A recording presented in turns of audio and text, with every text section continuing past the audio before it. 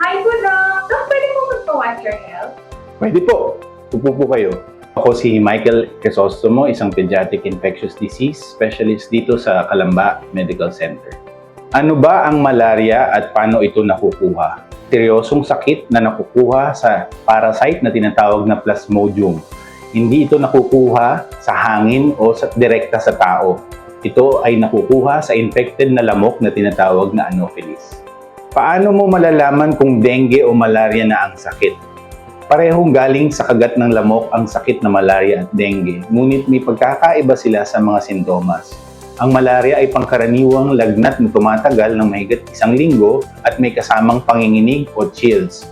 Samantalang ang dengue ay lagnat na hindi tumatagal ng mahigit 1 linggo at pangkaraniwang may kasamang pagsakit ng kasukasuan at rashes. Ano po ang mga simpleng paraan para makaiwas sa malaria sa bahay?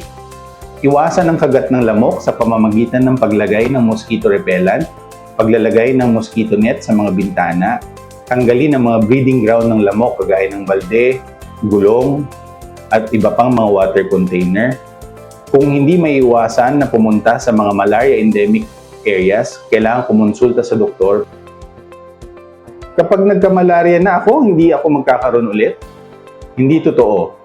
Ang malaria ay pwedeng makuha ng paulit-ulit, hindi kagaya ng ibang sakit na mayroong lifetime immunity.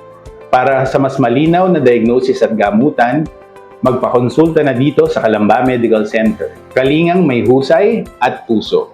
Watch your health! Gabay sa kalusugan, hatid ng mga eksperto.